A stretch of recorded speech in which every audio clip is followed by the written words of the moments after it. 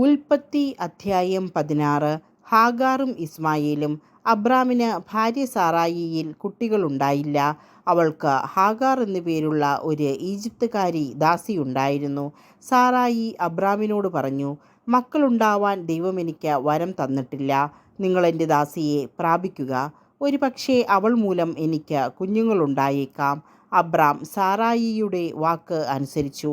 കാനാൻ ദേശത്ത് 10 വർഷം താമസിച്ചു കഴിഞ്ഞപ്പോൾ അവൻ്റെ ഭാര്യ സാറായി ദാസിയായ ഈജിപ്തുകാരി ഹാഗാറിനെ തൻ്റെ ഭർത്താവിന് ഭാര്യയായി നൽകി. അബ്രാം അവളെ പ്രാപിക്കുകയും അവൾ ഗർഭം ധരിക്കുകയും ചെയ്തു. താൻ ഗർഭിണിയാണെന്നറിഞ്ഞപ്പോൾ യജമാനത്തിയെ അവൾ നിന്ദയോടെ വീക്ഷിച്ചു. സാറായി അബ്രാമിനോട് പറഞ്ഞു, എൻ്റെ ദുരിതത്തിന് നിങ്ങളാണ് കാരണക്കാരൻ. ഞാനാണ് എൻ്റെ ദാസിയെ നിങ്ങളുടെ ആശ്ലേഷത്തിന് വിട്ടുതന്നത്.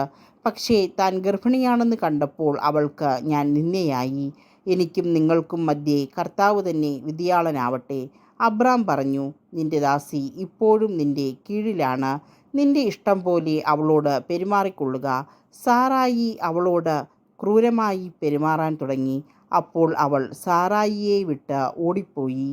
എന്നാൽ കർത്താവിൻ്റെ ദൂതൻ ഷൂറിലേക്കുള്ള വഴിയിൽ മരുഭൂമിയിലുള്ള ഒരു നീരുറവയുടെ അടുത്ത് വെച്ച് അവളെ കണ്ടെത്തി. ദൂതൻ അവളോട് ചോദിച്ചു, സാറായിയുടെ ദാസിയായ ഹാഗാറെ, നീ എവിടെ നിന്ന് വരുന്നു? എങ്ങോട്ട് പോകുന്നു? അവൾ പ്രതിവചിച്ചു, ഞാൻ യജമാനത്തിയായ സാറായിയിൽ നിന്ന് ഓടിപ്പോവുകയാണ്. കർത്താവിൻ്റെ ദൂതൻ അവളോട് പറഞ്ഞു, നീ യജമാനത്തിയുടെ അടുത്തേക്ക് തിരിച്ചുപോയി അവൾക്ക് കീഴ്പ്പെട്ടിരിക്കുക. ദൂതൻ തുടർന്നു, എണ്ണിയാൽ തീരാത്തവണ്ണം അത്രയധികമായി നിന്റെ സന്തതിയെ ഞാൻ വർദ്ധിപ്പിക്കും. നീ ഗർഭിണിയാണല്ലോ. നീയൊരു ആൺകുട്ടിയെ പ്രസവിക്കും.